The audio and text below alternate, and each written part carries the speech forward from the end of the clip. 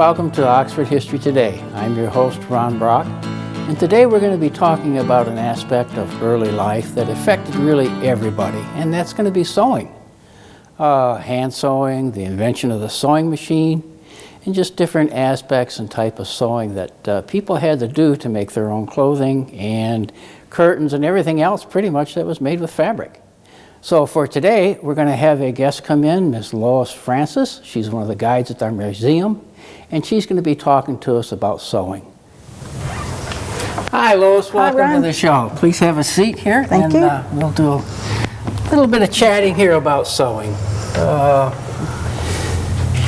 As I understand it, the sewing machine was first invented about in the 1790s.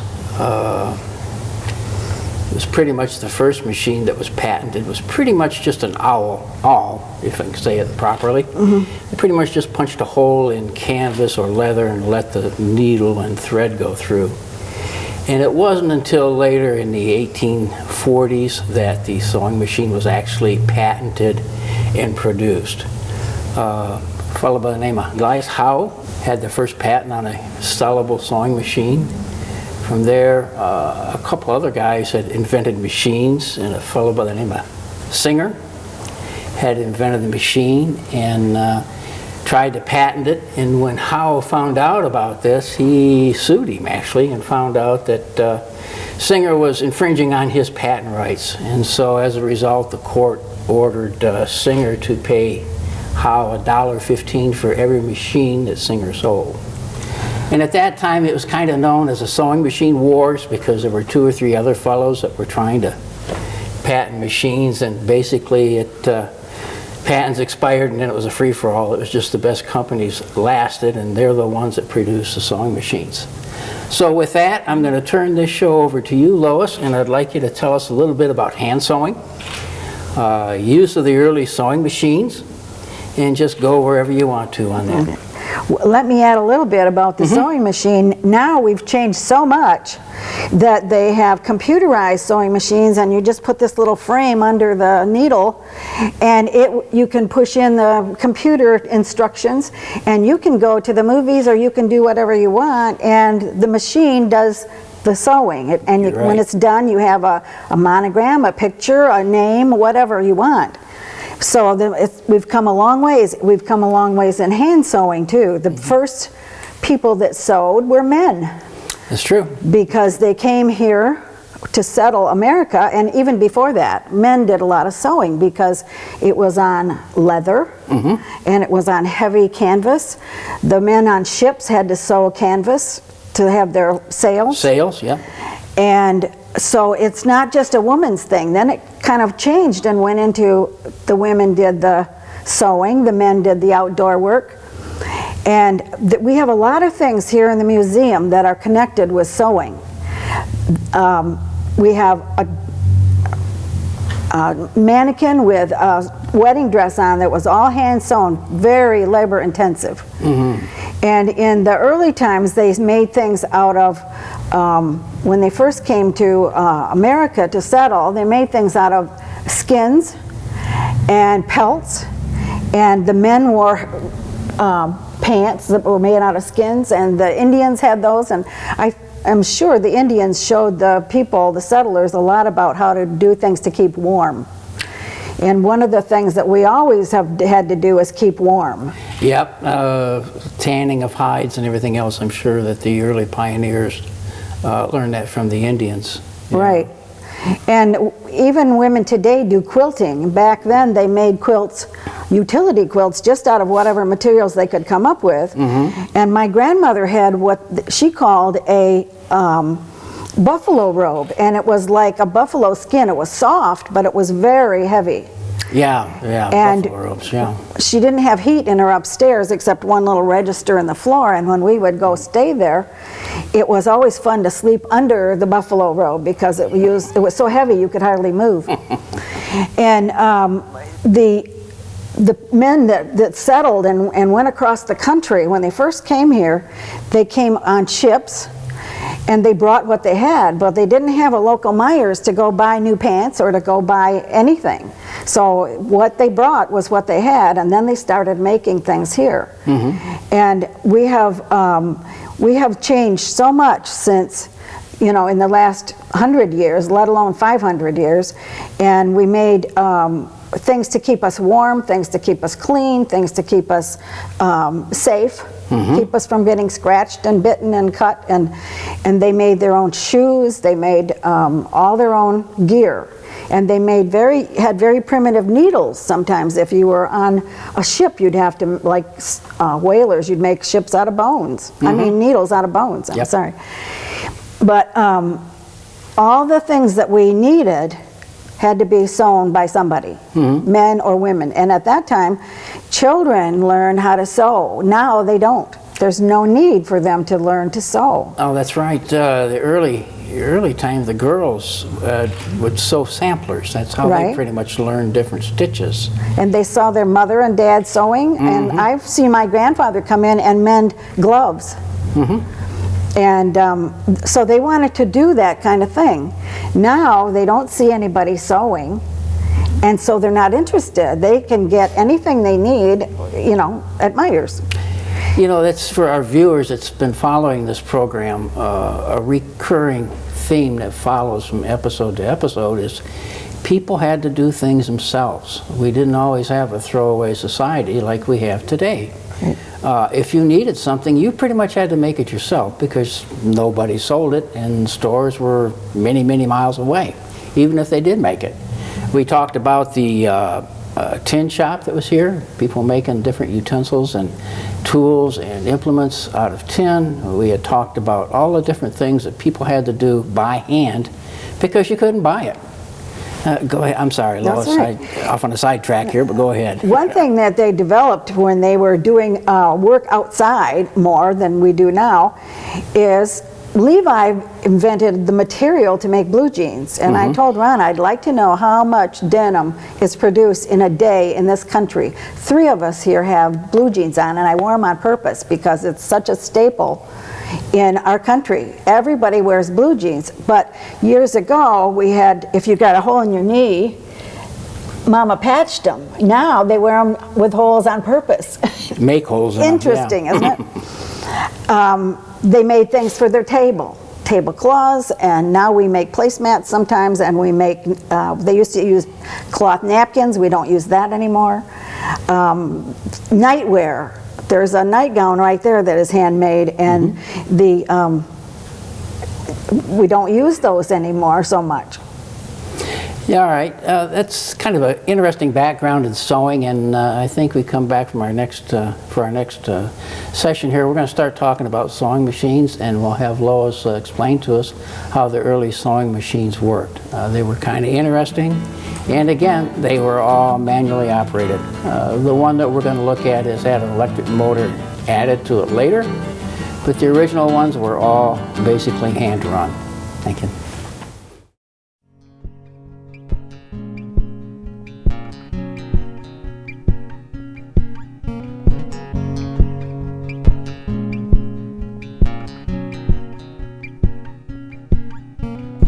Canine Stray Rescue is Oxford's own local dog rescue.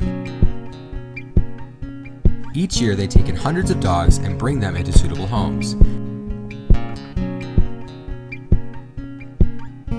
A certified nonprofit organization, Canine Dog Rescue strives to give pound dogs a new leash on life.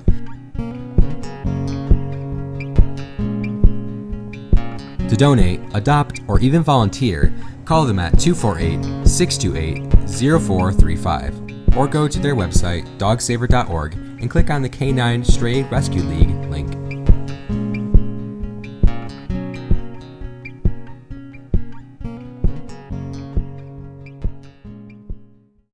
Hi everyone, don't forget you can purchase DVDs of your favorite shows from OCTV, whether it's Minutes by Minute, Our Community Access, or Connie's Kitchen. Just call the station. Our number is 248-628-9658. Enjoy watching all of our shows on OCTV. Here we go, Lois. Here's a machine that you can demonstrate for us. I don't know about demonstrating. Mine's a little different.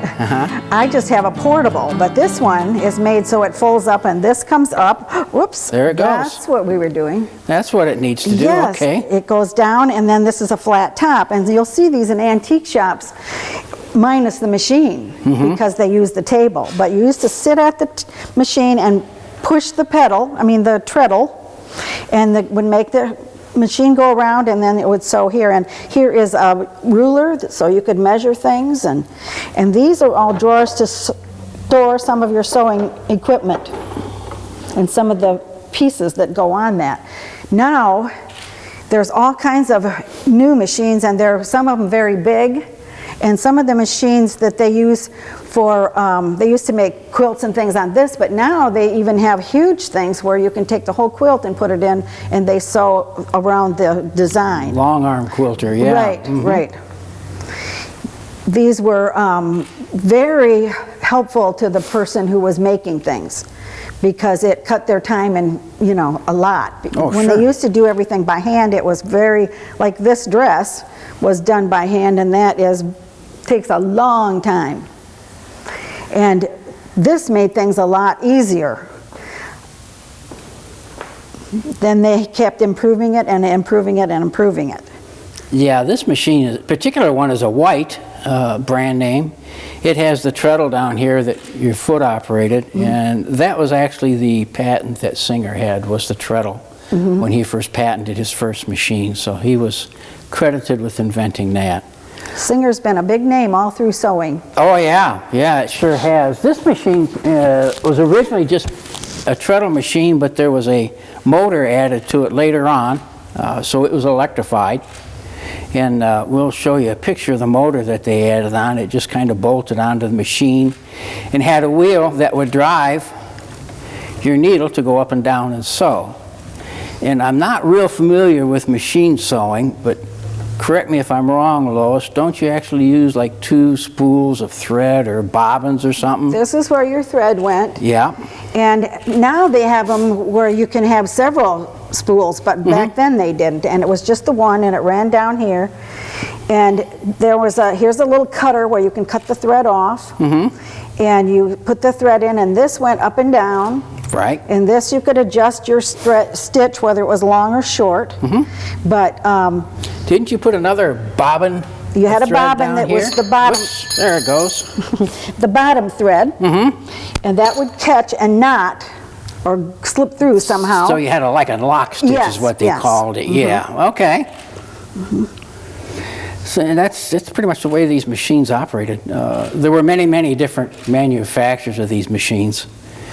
And as you said today, Lois, these things are really repurposed now into pieces of furniture. I've seen where a lot of people will take the drawers, which are kind of ornate, and they will mount these things with a top on them and make just a little curio cabinet, if you will. People will use the frames down here for a table base.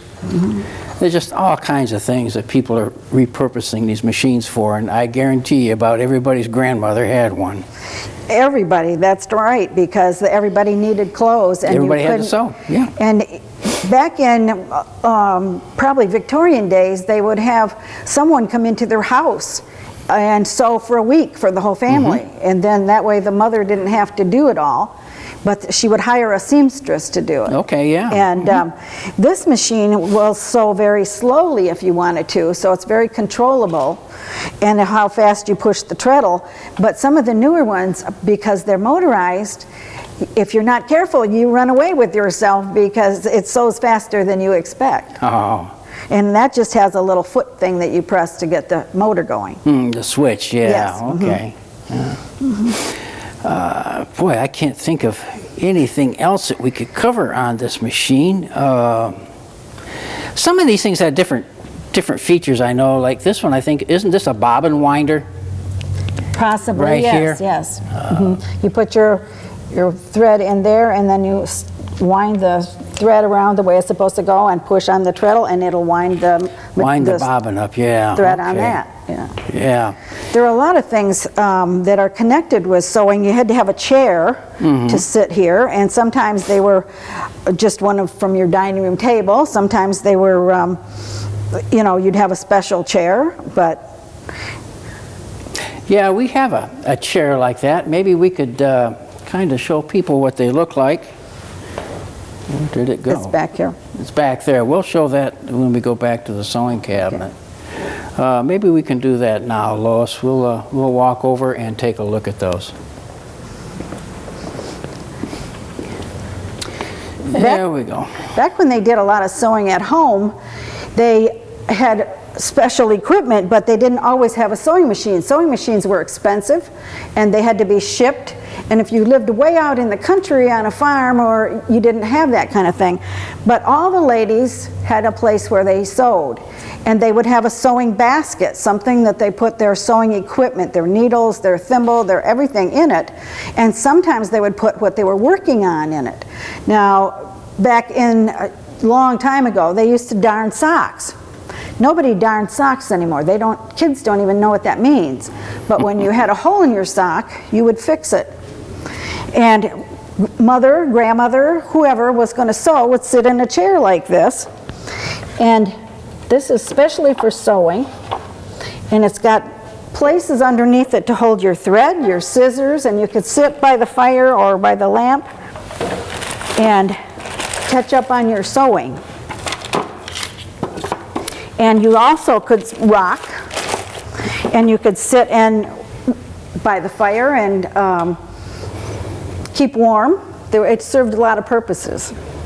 Yeah, it seems like a rocking chair by the fireplace was an evening place to be spent doing the mending and sewing then. Right, right. I don't think that my grandchildren would even know what a mended sock was. I do, because I grew up with that. You know, I grew up doing that. My grandparents lived on a farm. My parents lived next door. So we didn't run to town every time we wanted something. We fixed it. And that's the way a lot of the early Americans had to do. They had to fix what they had. And sewing was one of the ways they did that. Yeah, correct me if I'm wrong, but didn't they use a darning egg? They did, that and we called have to put one in the here. sock? Okay, Yes. good. We can show it to Yes, them. and we get back to the cabinet right, then. right. And sometimes you have to improvise. I'll show you what I use sometimes instead of the old darning egg. And the egg, it looked like an egg with a handle.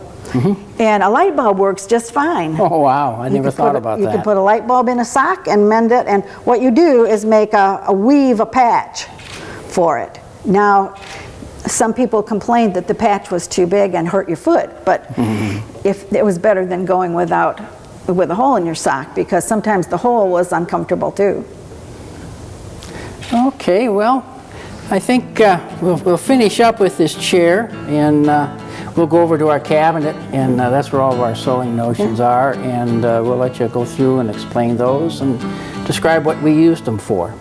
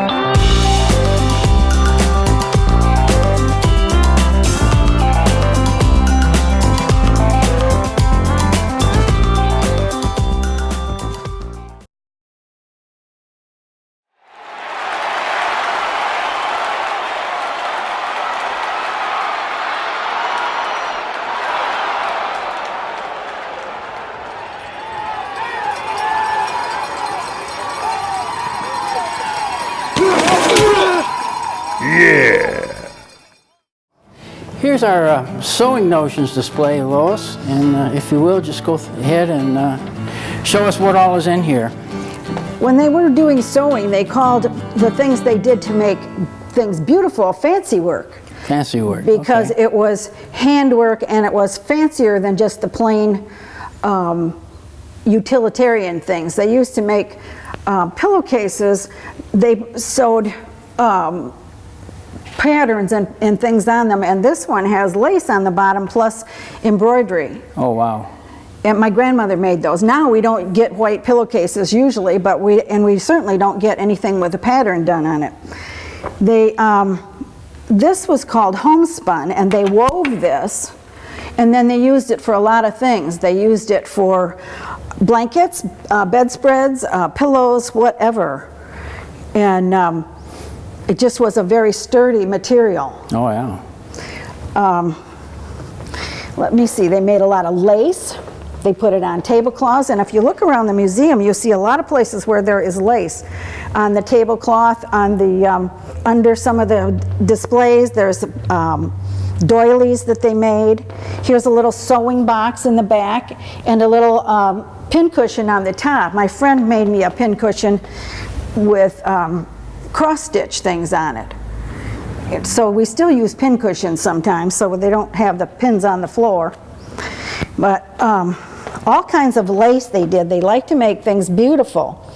They had sewing equipment. There are they knitted too, and there are knitting needles and embroidery hooks. And they used to make lace tatting. Mm-hmm. They put it on their handkerchiefs, they put it on their collars, they put it on anything that they wanted to make beautiful. And sometimes they made pictures out of their sewing. Oh, yeah. Here's thimbles. When you are sewing on something that's kind of coarse, you need a thimble on your finger to help push the needle through. That is a darning egg. See, it looks like an egg with a handle. I don't know if you can see that. And that's what they put in the sock. Right, you put that in the sock and then you hold it tight and then you make your repair on the sock. And it helped with gloves and things like that too.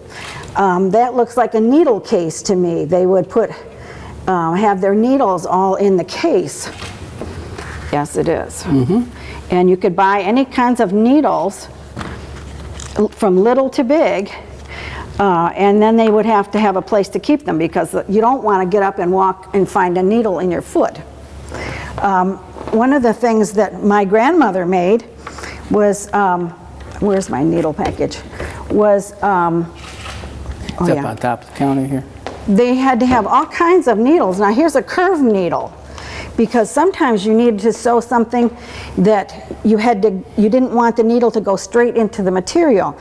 They used this curved needle to fix rugs. Mm-hmm. And my husband used it one time to fix a baseball. Okay, yeah. He just sewed a baseball. And they used to make rugs out of, they would braid them, and they would take just strips of material, braid them, and then you could do it a square or a circle, and that would just go around and around and around, and you would sew it together, and you would have a braided rug. I have one on my front porch right now that my grandmother made. Mm. And my grandmother was in a wheelchair. She had polio when she was young, so she did a ton of embroidery work. And this lace and all these things, she did a lot of that. Down here, you'd see that in a tablecloth or in a doily for your table. That little machine down there it's got horses on it, but they used to use that to spin thread around it and wind it. Okay. They made, that looks like a book mark back there with this done on paper. And see, there's a little tiny replica of a sewing machine. And they used to put edges on handkerchiefs. And this is an interesting pair of scissors that my mother had. It was when you made something and you put a buttonhole in it, which in that wedding dress back there, they had buttonholes, but they had, you had to go across it and cut the hole. Oh, wow. And it was notched so it wouldn't just cut everything. So this is a buttonhole scissors. I'll be darned. And when my grandmother was sewing, for years and years and years, she got this little book called Aunt Ellen's How-To of Needlework, and it was called The Work Basket. And there were all kinds of patterns in here, and all kinds of instructions for knitting and whatever you wanted to do. You could hairpin lace, afghans, you could do anything you wanted by learning from this little book. And it would come once a month. And they just had to do something with sewing all the time. Some of it was creative, some of it was because they needed what they made. They made aprons because they wanted to protect their clothes. Even the butchers and everything had aprons. And they still do some, but not as much as they used to. This is what they did embroidery on. This is just a little tiny set, but it's rings, and you put your fabric in it, then close the rings, and then you would have it tight, and you could sew on it the pattern you wanted. Now they make them big hoops this big, but this is just one of the little ones I had. They sewed things on, like babies wore little shoes, so they would sew little things that got torn. And children tore their clothes all the time, so they all were always having something to mend. They also had heavy thread that would sew heavy things together. And then they had lighter, very delicate thread where they were going to do something like on a handkerchief. They always made something for brides. And we see, you know, we've seen some handmade wedding dresses here. One of the great things they did was give each other gifts, and they were sewing things. And we still do that now. Sometimes we sew something for our Christmas tree, or we make a Christmas tree skirt, or we make you know, some kind of gift that we can give, because people treasured things that they made and that someone made for them and spent their time on. So we have always had a lot of sewing things. Now, early days too, we have big hats over here, top hats, made out of beaver. And that required some sewing because that was beaver skin. We have had, now we have machines to do all that kind of thing. We hardly have the amount of hand sewing that we did because it's all done by machines. They make car seats and boat seats and firemen's uniforms and all that kind of thing out of new materials that we didn't even think of back then. That's true, yeah. They make tents. Look at all the things you use for backpacks. And shoes, and everything is done by big machines now, and that has taken a lot of the sewing away. So, but people are very pleased with themselves and with the person they give it to when they give you a gift that they have handmade. Made by hand, yeah, that's true. The fabrics and stuff of today are so much different than what they had back then. Just entirely different. You stop and think about what they had back in the 1800s, and you had like cotton or something like that. You had some linens, you had silks that were imported and stuff like that. But that would pretty much wrap up what we've got on our sewing program today. And I would invite the viewers, if they have a topic that they would like to have discussed, please give us a call here at the museum. You can get a hold of me, get a hold of the television station, Oxford Cable TV, and just give us an idea what you'd like to see us cover, and I'm sure we can find something about it here in this museum. And so for next week, I would like to say goodbye and thanks for viewing.